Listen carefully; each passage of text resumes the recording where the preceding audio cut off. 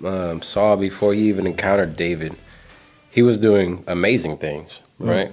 Up until he went against what God had told him. So he was supposed to be fighting the Amalekites, and I want to say their king's name was Agag, and the Israelites essentially did everything they were supposed to do, but as opposed to killing all the animals, and not taking anything from the camp and such, they took the animals, and they took the king, prisoner, if you will. And Samuel came out and said, "Hey, why is it that you went against what God told you?" And Saul said, "Well, we did everything that God told us to. We killed all the people that we were supposed to, and the people, they took spoils. That's not what God told you to do." And as a result of that, he fell out of favor with God, right? But with David, you don't really see that up until maybe later. But he's humble enough to go about humbling himself in front of God, where with Saul, you don't see that. Yep. He blames the other people. And then he even becomes jealous of the person that is supposed to be taking the throne from him. So it talks about how, when Samuel was walking away from Saul, Saul reached out and grabbed Samuel and said, "Hey, do whatever it takes, to get me back in God's good graces." And he tore Samuel's robe. And Samuel says, "As you have torn my robe, Israel will be, divided in two, or your kingdom will be divided in two." And from then on, you just see the decline of the individual that Saul was, because Saul was seen as, this great person because he was the first king. And then just this decline up until he eventually tries to kill the person that was, supposed to be succeeding him. Yeah. So it's a very interesting thing. So it's like this gradual, further and further away from who God called him to be and what. Absolutely, yeah, absolutely. It's a good picture to look at. Example, what happens when you don't follow in God's footsteps? When you don't, when He called you to something and you know it and you don't do it. Yeah. Right? When you're disobedient. And worst of all is when you're arrogant and you're too prideful because of your insecurities to humble yourself before God and seek forgiveness. Exactly. It doesn't matter how many times you fall. What matters is that you get back up. Yeah, so that's another great quality of David, right, that you touched on, is responsibility. Yeah, man. Right? Because he didn't shy away from responsibility. He embraced it. Absolutely. He saw the problem. Goliath took care of it in God's name. He, he said, later in, as we read the book of Samuel, we see that Saul, because of his disobedience and pride, he now is being tormented by evil spirit, right? And he still continues this jealousy of David, and he persists in trying to kill David. Like David is the problem, when really he's the problem, And David, being true to God and true to his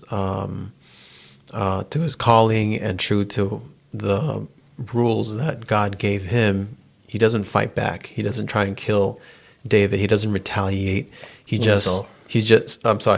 doesn't try to kill Saul.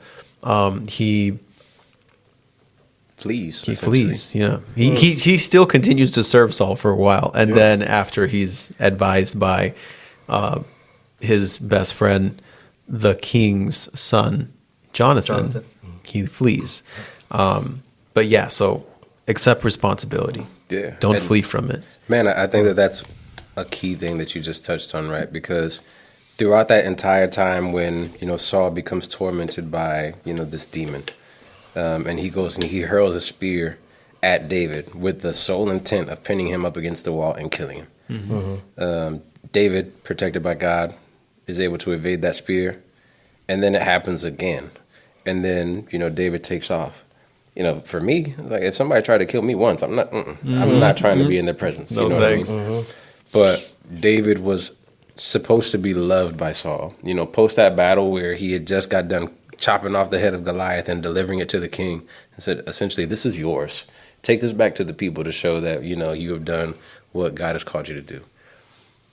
Saul is elated with David at that point. But then right after that, when the people start singing David's praises as opposed to singing Saul's praises, like, wait, what's going on here? This guy, he's starting to get famous, and he's only fought one battle. Yeah. Yeah. So he sets out to kill David.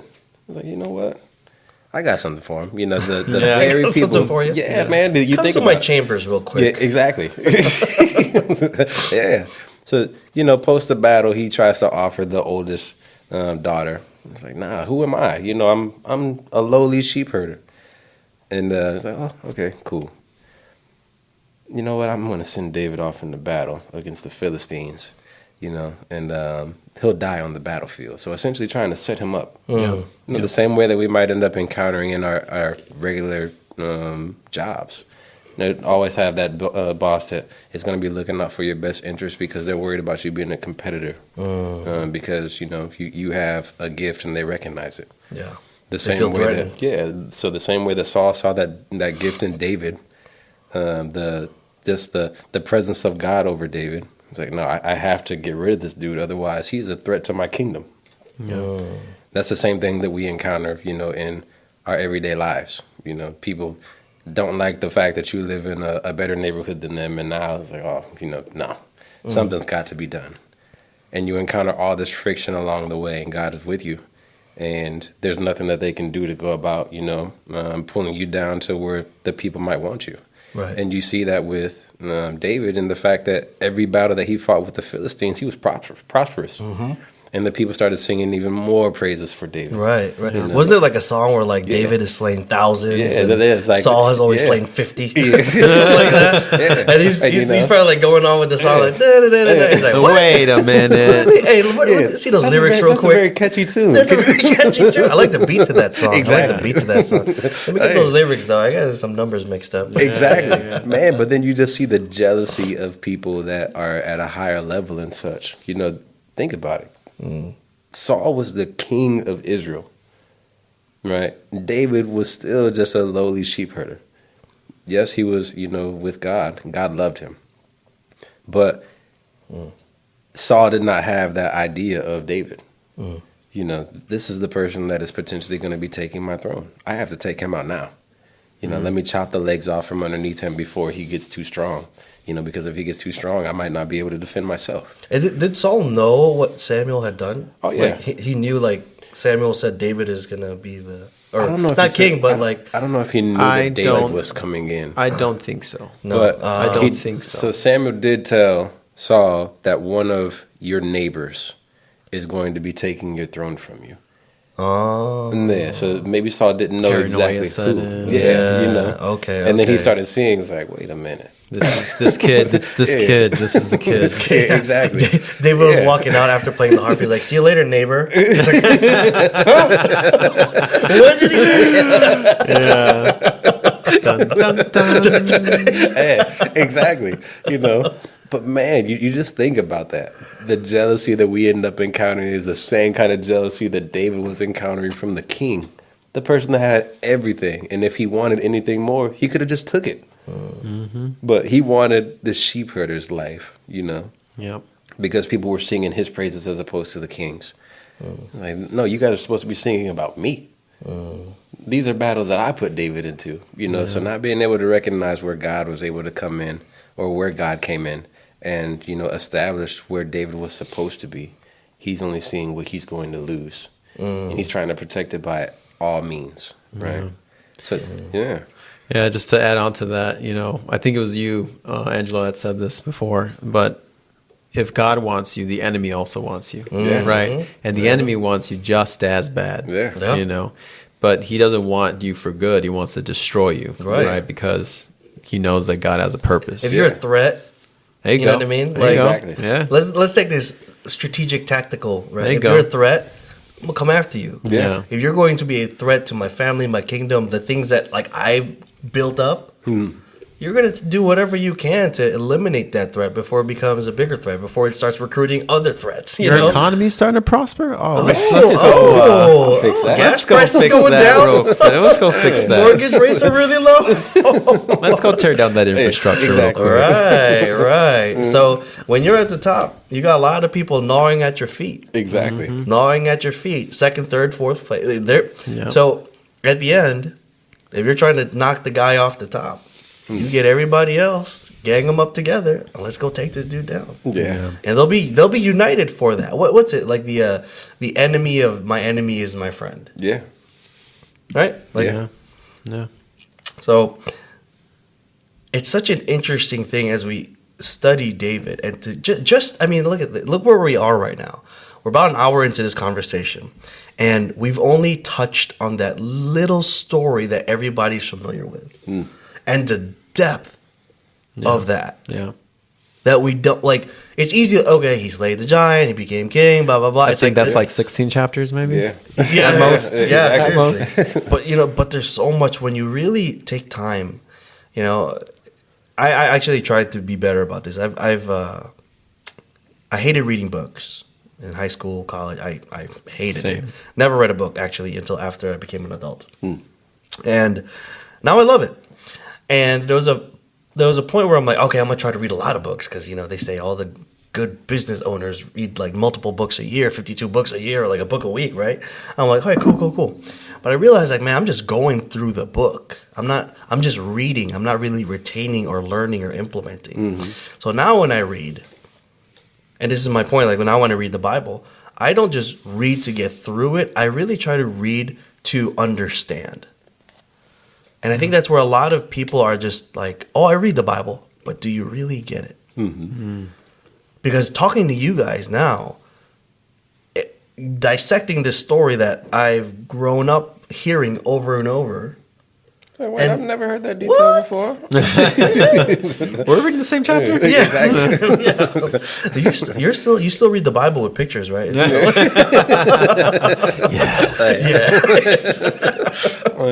Thought that was the only Bible. But yeah, exactly. But there's so many intricacies to David, and we talk about. Because I think it's really interesting to see, like, yeah, David's is this ideal man, a man after God's own heart. He's the second most mentioned person in the Bible outside of Jesus. But where are we today in terms of lacking that warrior spirit?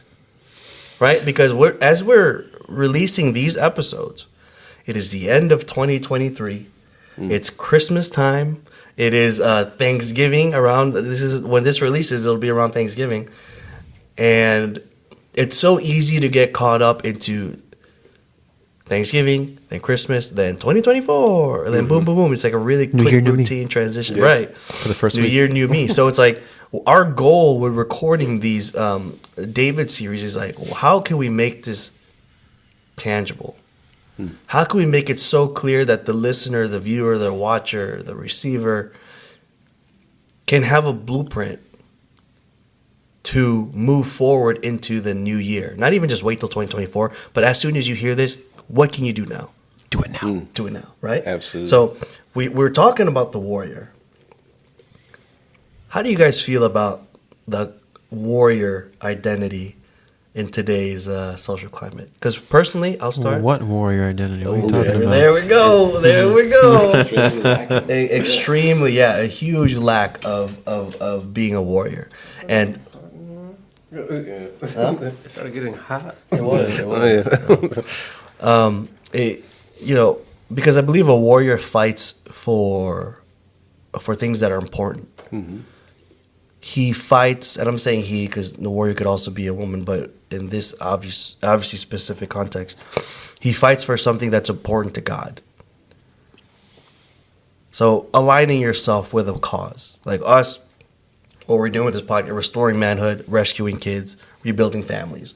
3 core values that we are all agreed that's like very important, and that these are real problems and challenges that need to be solved.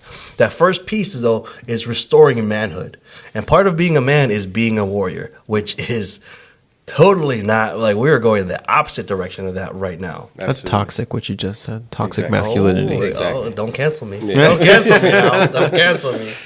But where do you guys think right now, like, where are we at in terms of having a warrior spirit? In the world?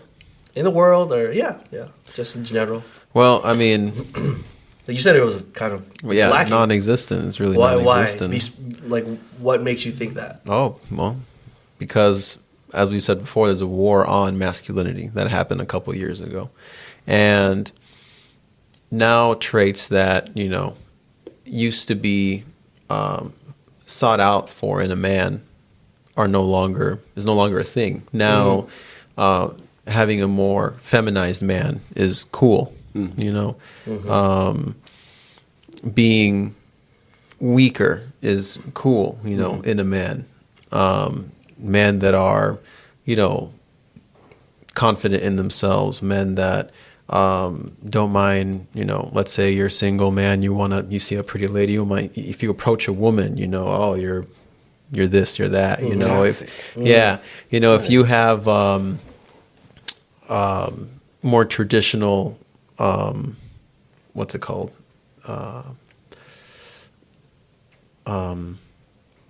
Jesus, what's the word?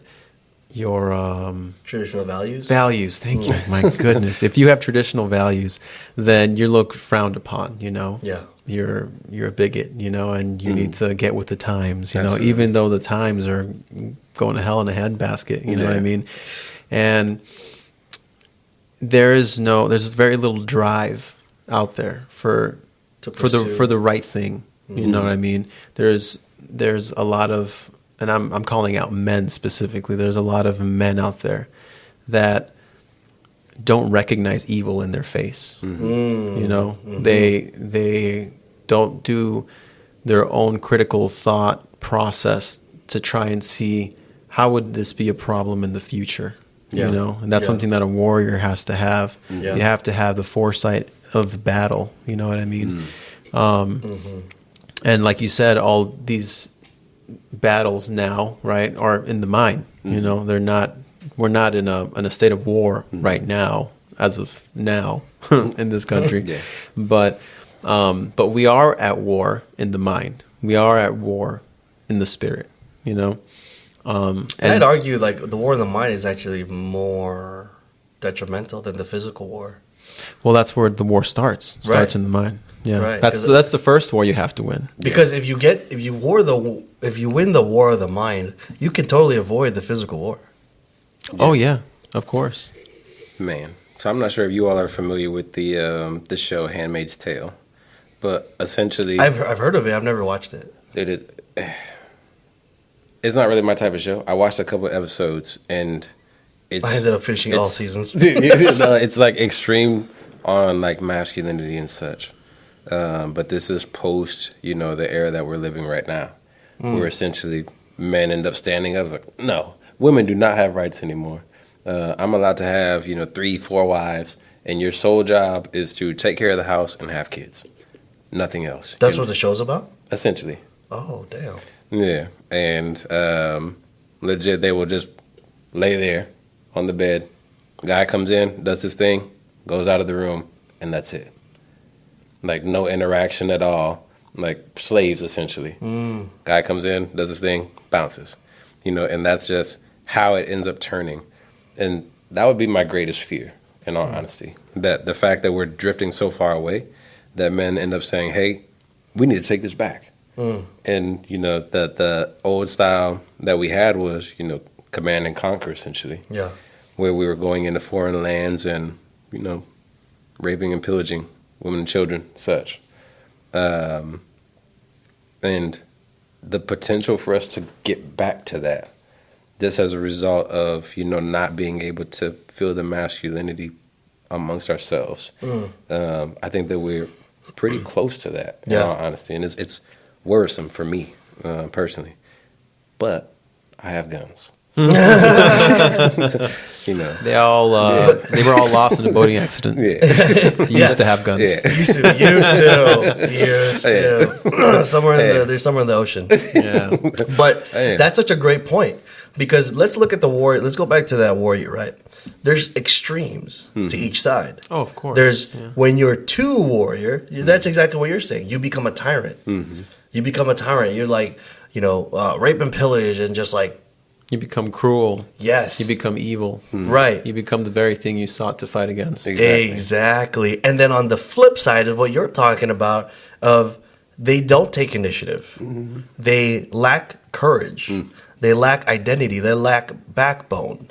And I think it was like episode maybe 3 or 4 on the podcast where you were talking about that one, the sex offender that became like a principal at school.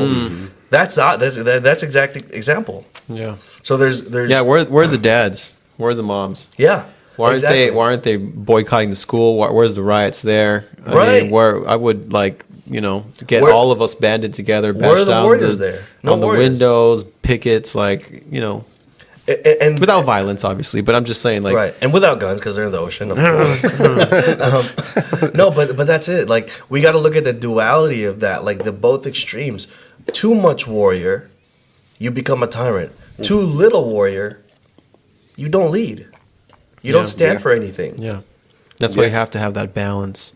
Yeah. That's why you have to have a standard. That's why you have to have morals. That it's something that's greater than yourself, because you yourself, we are all corruptible. Yeah. We are. We're all Absolutely. corruptible in some which way or manner. For some people, it's women. Other people, it's money. Other people, it's fame or recognition. Whatever it is, Man. they make a little trophy. This little idol, and it means so much to people. I need to get that recognition. And everything that comes with it. Exactly. The most worrisome part for me with both of those scenarios where you essentially lack the masculinity and then you have too much is the fact that when you get there, you're unable to recognize it. Because, you think about the kids of the modern day. That's so true. Yeah. And you might be able to tell them, like, hey, you did this wrong. And they're sitting there with this look on their face like, I don't understand why that's wrong. Everybody's doing this. Yeah. And they're unable to recognize, what it is that you're telling them. And then you try to break it down for them as much as you can, Barney style. I don't get it. You're still wrong. Yeah, this is the way that we do things now. Either get with it or get lost type deal. And they're unable to recognize it. And it's going to end up being the same thing for the individual that is hard on. It's like, I'm not giving up my rights because, all those guys, they gave up theirs. That's not going to be me and my family. And we're going to be living in those two extremes. And then when the two extremes clash, which one is going to end up winning? Of course, it's going to be the one that's going to be more violent. But is that actually a win that we want? Absolutely not. Yeah.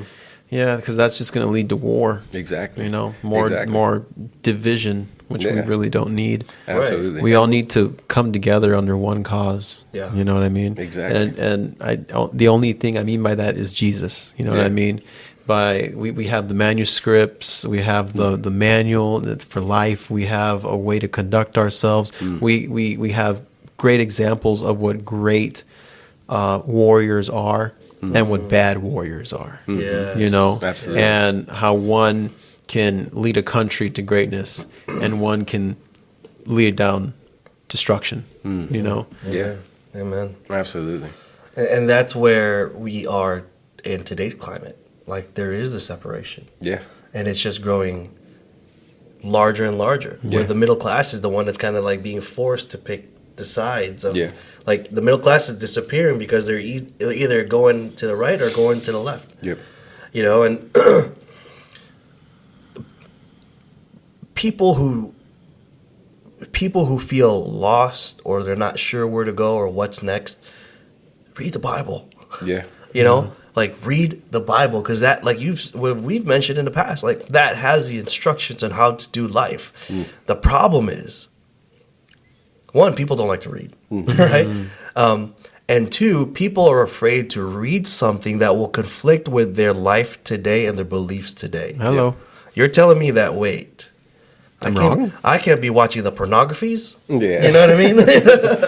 I do like that girl. I like that pornographies. I can't read the 5-cent flick. I got to cancel my membership. I just got it.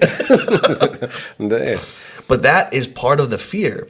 The fear of change is not as painful as the fear of staying the same. So people would rather hold on to their doubts, their limiting beliefs, their lack, rather than risk pain of change. Yeah, that's right. Like we're giving them the answer.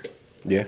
Like, And it hurts. It hurts them. Yeah. Well, it hurts us, I should say. Yeah. Because sometimes somebody tell me the truth, I'm like, no. Yeah, you're I crazy. can't accept that. You're wrong. You don't know what you're talking Yeah, I'm You're right too all old. the time. I'm pretty perfect. cool, Yeah, but yeah, it goes both ways because it like you said, it doesn't align with what you want to do. It doesn't align. and that's so painful. Yeah, and then That it is also so hurts painful. because that means that you have to change. That means you're wrong. Something's wrong with you, Yeah, and that's something we all got to accept. exactly. That's why, when it comes to sin, people can't accept that concept because they have morals, right? Yeah. And don't get me wrong, there's plenty of amazing people out there that don't know Christ, that are atheists or whatever, and just have good morals. 2 points for them. Yay. Yeah. Right? But the devil doesn't care about your morals. Your morals won't get you into heaven. Your acts won't get you into heaven. The only thing that gets you into heaven is to accept Jesus Christ, the Lord and Savior, the light, the only true way to the Father, right? And so what I'm getting at is that we need a standard. We need a standard so that we can all come together. Yeah. Absolutely. Man, I think another thing that we need to end up talking about on maybe another episode is how to go about recognizing, what's of God and what's not. Because Testing the spirits. absolutely, but then, actually being able to recognize it, because the Bible says essentially that if it's contrary to what God would want for your life, then it's not of God, right? It's of the enemy. So if we know God to be love, peace, happiness, and such, and then something of the contrary starts, coming into your life, then you know that this isn't of God. That I'm battling with whatever. I need to go about getting back to the place where I need to be. But then I think that we need to consider also the character of Job, where Job was tested and maybe he didn't do anything wrong, and he was expressing to all these people, please believe me, I didn't do anything, Sure you did. Yeah, that's what everybody was saying. That's Yeah, what they all say, Joe. Yeah, exactly. You must have done something wrong, or somebody in your house did something wrong. You lost all your family, all your sheep, your house, you're homeless, you're living outside on the cardboard box. You did something wrong in your life. And, we have that same judgmental mentality that all those people have about, the people that are homeless in Chicago or, the panhandlers on the corner. You must have did something wrong. And that's why you're panhandling. So we carry that same judgmental mindset in the modern day life, even though we might not want to admit it. We do. I guess it's just naturally ingrained in us. With the same measure that we judge, we will also be judged. Exactly.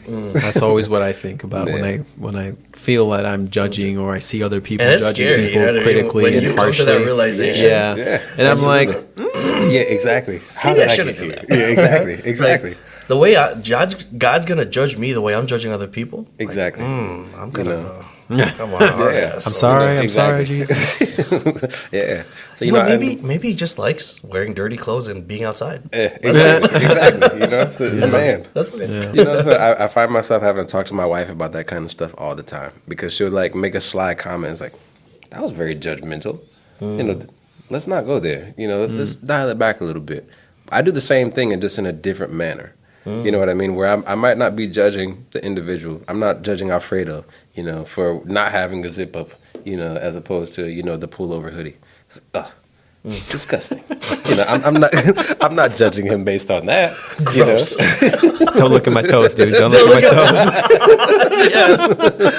Yes. Oh, man. That's Yeah, but those are the things that I end up falling to. You know what I mean? So being able to see, the log in the splinter in somebody else, but not recognizing the log in yourself. It's tough. And I think that totally aligns with the dichotomy of a warrior and a lover, right? You have to be tough and strong and fight for the right things as a warrior, but you also have to be soft and tender like a lover. Exactly. And specifically what we had mentioned earlier, not just the lover as in like, oh, I love my wife, I love my kids, I love my friends, but first and foremost, if God is love, right?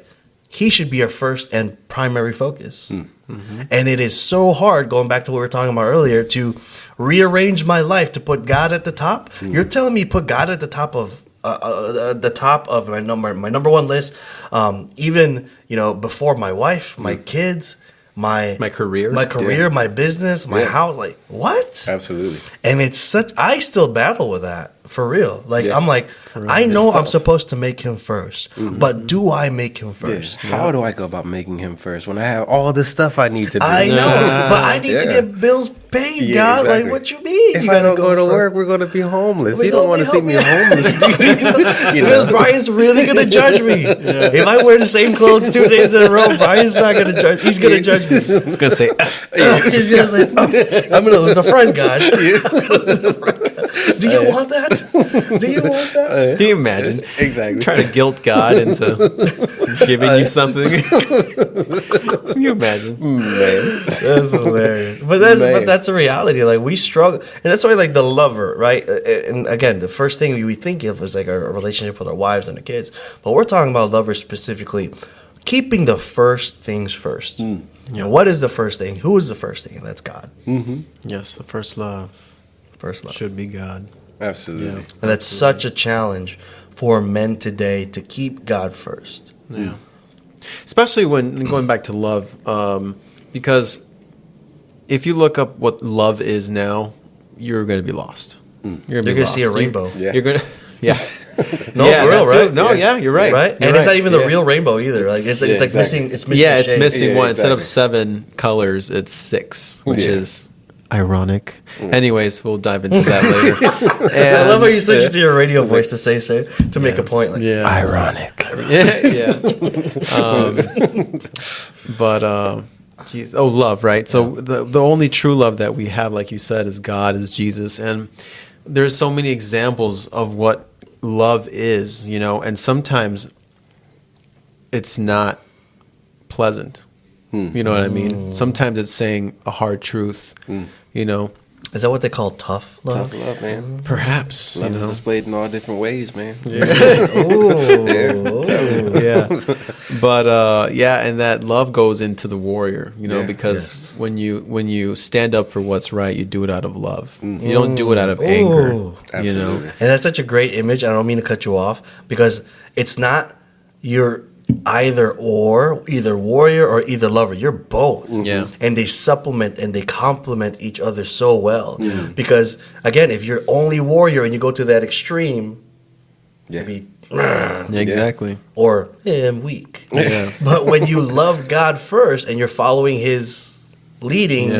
his calling, Yeah.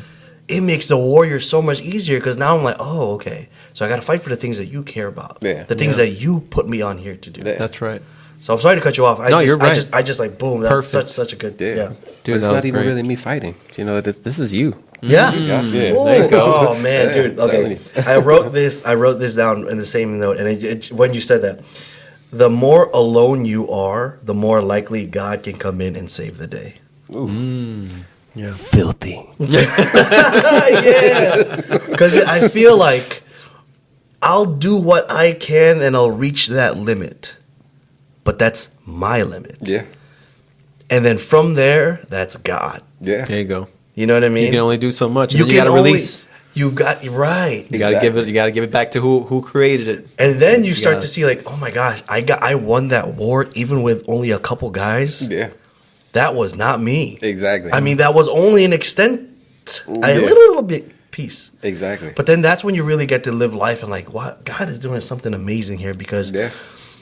to think about where you started and where you could go on your own, and then to see where God actually took you, to be in the hospital bed cursing God like, God, what the F? Why would you do this? And then to be here in this room, in this beautiful place, recording on good equipment, sitting to two men that I admire and truly love. I'm like, That's all right. That's a cool story. I don't think I could have written that one myself. Nah. All right, guys. I like what you did there. I see Yeah. you. I see you. I see Exactly. you. You know? Exactly. And you always see his hand in your life after the fact. You know what I Exactly. mean? Yes. Like you see it in hindsight. Yeah. You know, you see it when you look back and you're like, oh, that's what you wanted. That's what Yeah. you meant. Yeah. Exactly. You know, that's Yeah. where you were taking me. Yeah. That's why that happened. Yeah. You know, Exactly. and that's Man. that's something that is so amazing about faith. You know, Yeah. because in those low moments is when you really need to understand that you need to be courageous, that you need to be confident, that you need to be, that your trust needs to be in something stronger than yourself. You know, because filthy. there's someone leading you, there's someone taking you by the hand. You know, you don't know where you're going right now, but don't worry about that. Just do as he says. Everything will go according to plan. That is filthy. You know, so I've been waiting for 10 years for this to happen, and it still hasn't happened. Yep. Why? And then, you know, year 11, it happens. Oh, Oh, There you that's go. why. that's why. Yeah. I needed to go through years yeah. 6 and 7 to get Yeah. that trait, to get that skill. That's yeah, right. Exactly. That's I right. needed to That build my character. experience. Yeah, to be able to, you know, encounter the things that I was going to encounter in that meeting. I wouldn't have known how to talk to them if I would have started year 1. Like, yeah, you know, it's crazy. Yeah. That's right. Yeah. Because it goes back to this. Your character and your calling are so connected. Yeah. And it's like, oh man, everything's just piecing together in my mind right now. Ever since that text that I sent you guys the other day with like character and calling and like, what if God actually gave you what you're asking for right now? Could you handle it? What would you do with it? Yeah. Yeah. Yeah. Well, look at all these people that win the lottery. You know, Like the curse that they call it, the curse of the lottery. right. They call it the curse of the lottery for a reason. Yeah. A lot of those people end up either just on the streets at some point or dead. Yeah, One of the two. it's crazy. Very often, not always, but very often. Yeah. It's because, like, their character wasn't ready for that huge surge of money. And we've talked about it before. We've at least mentioned it. Money is just an amplifier. It's a tool. It's a tool, but it just amplifies the person you already are. Money doesn't change you. Money just makes you more of what and who you are. If you're a piece of crap, you're gonna and you get some money, you're gonna be a rich piece of crap. Yeah. A shiny If you're- piece of crap. Yeah, yeah. You may not stink as much, but you're still a piece of crap. You know. But and the same thing. If you're a good person and you become rich, you're gonna be a good steward of that. But money is just an amplifier. Yeah. So it's like when you get these people who win the lottery and they, you know, it's awesome, it's a great thing, but their character wasn't able to withhold all of that. They weren't ready to. It's one thing to become the champion, it's another to stay the champion, right? Like getting it one time is one thing, but staying there is a completely different ballgame. Absolutely. So these people that become overnight millionaires, they are now, their bank account says you're a millionaire, but your mindset, your actions, your habits, and your identity is still broke. Exactly. Broken. Yeah. Oh, Hello? you broke it. You broke and you broke it. Yeah. No. But that's the reality. Yeah. Like and I ask God that, you know, like I want to be worthy of the calling He's given me. Whatever that looks like, if it's this podcast, if it's whatever projects He puts me into, whatever He blesses me to be a part of. I just pray that I am able to perform as the tool that He called me to be. He wants me to be a hammer, then I got to be solid. I got to be able to hammer in those nails. You cannot be a brittle hammer because when you hit something, you are going to crack. That's right. So you got to let your character align with your calling. And same thing, your alignments will determine your assignments. That's right. Preach on them, baby. Preach on them. Preach on them. Yeah, dude. Yeah. I couldn't have said it better. Man. So I would be curious, like what the audience will go about pointing out as, you know, the strengths for the people in this podcast, man. In all honesty. Ooh. Yeah. That's actually a really good one. You know? I'd actually like to hear Popularity contest. vote for me 31231 like American Idol. But that's actually a really a good piece. Like I don't know, did I send you guys? I know I sent it to you. Did I send you the that survey or spiritual gifts and stuff? No, I don't think so. I gotta send that to you. I would retake it again because I retook it a couple times just to make sure I'm not like just it was just a one-off thing. Yeah, exactly. But I wanted Janitor. God, that wasn't even an option. How do I get janitor? For Jesus. For Jesus. I'm like, God, really, janitor? He's like, Like, okay, you're right. Yeah. I'll do it. Did I stutter? Did I stutter, boy? Telling you. Where's the mop? Telling you, man. But that's such a good point. I know it's like it's funny that we're laughing at it, but like, dude, are you humble enough to accept the calling that God's going to put you to? Yeah. Will you be able to accept it? If He called you to do X, Y, Z, and it's out of your comfort zone, why are you going to do it? Exactly. Or That's if it's hard. not as glamorous as you thought it'd be. Yeah. Right. You know? I think that's for me one of the things that like really like was hard because I, especially like in the entrepreneurship world, it's a lot of like very ego, very like success oriented. And if your next calling, if my next calling wasn't going to be up to par, if not better, I'm like, are you sure, God? Yeah. I could do really good in that area. Are you sure Exactly. you want me to do that? Yeah. And that was a really humbling part in my life, and I think I just got so tired of like messing up life, Yeah. and I just had to surrender. Yeah, man. Yeah. Like man. I'm just like I'm tired of doing it my way because I keep messing it up. I just end up more unhappy. Yeah. And it's just like you take all the other options away, and the only thing really left is like, all right, God, Yeah. what do you want?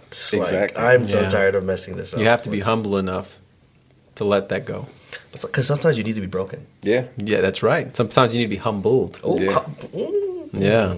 Yeah, absolutely. And God Yeah. will do that. Exactly. Yeah. Especially if He has a calling in your life and you're not getting it, He'll humble you. Let me ask you guys, what's your story of like the time God really humbled you? I shared a little bit earlier with my injury at the PD. What do you guys think like that turning point it was for you that you, all right, God, what do you want? What was that? Dude, I think I'm still going through it, man. To Oh. be honest with you, because for me, like school, I love going to school, right? But I hate taking tests. That So sucks. I love school. Yeah. I was like, you can't have both. Yeah, exactly. You can't have one without the other. Yeah, exactly. So it's so tough for me, man, because I'll know what they're talking about, but then as soon as I read the wording on the test, like, nope. I don't know I'm done. anything. I'm Yeah, done. exactly. I'm dropping this class. Exactly. Been getting straight A's this entire time. I'm dropping this class. Yeah, so I guess I'm a self-defeatist in that manner. But while I go into a test and all these other people are behind me and, they're showing all this worry on their face, like, you got it. It's like, man, I don't know if I'm going to pass this test or not. Yeah, I'm telling everybody else, yeah, you're good. You'll be good. And then I come out, I usually do decent, I'm a B student. Yeah. But I'm still struggling with that, man. Because at times I think that I'm moving toward my calling, but then just because I'm meeting so much resistance and such, I think it kind of goes to what we were talking about earlier. That resistance is for a reason, right? And whether or not I plan to, or I stay and play, or I turn and go, is really just something mental for me. Yeah, so trying to overcome that obstacle, definitely. I appreciate you sharing that. That's good. Yeah. That's good. So, I guess I get my humbled story is the story of when I finally gave up and surrendered, like you were talking about earlier. My father had recently passed away. He passed away when I was 17, and then we ended up moving back to Texas, and I was just miserable, man. Like I hated my life, and it. How old were you? At the time, I think I was 18. Yeah, I was 18, maybe 19. But I hated my life, man. And I didn't have a bad life. It was just nothing really going on, I guess. Yeah. I don't know how to explain it. Like, I got it's you. not like I was in some... Like you weren't fulfilled almost. Yes, I Yeah. wasn't fulfilled. That's a good Kinda way go to through the say motions it. feeling. Yeah. Yeah. And I had friends, but you're with them and you're just like, man, I'm bored. Yeah. Like, We do the boring. same thing I'm every boring. day. Like, Yeah. we're just two boring people, man. exactly. We just Why come do we sit hang down out? and be, and we're just being boring together, Not all of them, but, some of them. And then, I don't know. It was at the time, Denton was a small, university town, college town, whatever. And so it wasn't much to do, you know what I mean?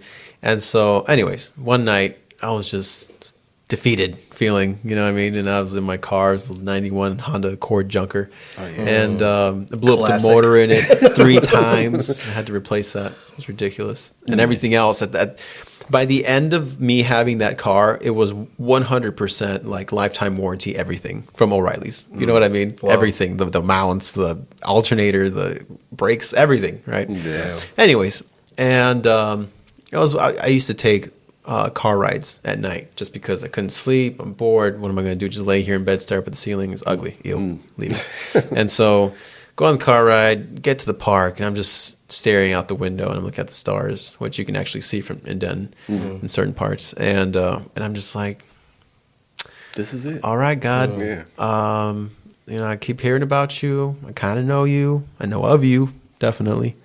But I'm tired, and nothing I do is going right. And I'm going to let you have control. I'm giving you my life. Just take it and do whatever you want with it. I said these words to God. Take my life and do whatever. Yeah. Oh, wow. As I'm looking up at the stars, take my life and do whatever you want with it. I'm going to start going to church. You talk to me if you want, and make me feel some things if you want, and we'll see what happens. And that's exactly what happened. I started going to church, and there was always this little flame in me, for God, I have to say. There was a seed that was planted there by my parents. My mom really spoke word into me, as I said on this podcast before.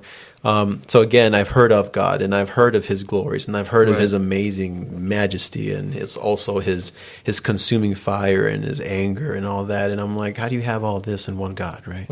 But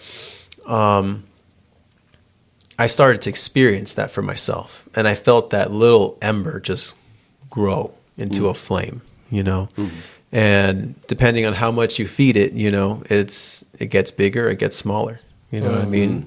Because that's the nature of fire, you know what I mean? And the Holy Spirit really works in us like that. When we try to commune with God, when we invite the Holy Spirit in our lives, to show us his glory, to show us his miracles, to lead us to wherever it is that he wants us in life, there has to be a change, an honest, an earnest, humbled change, That is filthy. Like you said earlier that, you read the Bible just to read, or not the Bible, but books just to read it. But with the Bible, you actually try and you stop. You try to digest it. You try to understand it. You try to memorize some of it, so it'll take. There's a lot of people that will read the Bible to try and disprove it. There's a lot of people that will read the Bible just for points to argue with someone. They'll read the Bible as an atheist or whatever from a prideful standpoint instead of a humbled standpoint and see, okay, maybe, probably not, but maybe I'm wrong. Maybe I'll learn something. Maybe I won't. We'll see. Let's just sit down and what's the worst that could happen, But anyways, that's probably my humbled story. That's my coming to Jesus story. Yeah, man.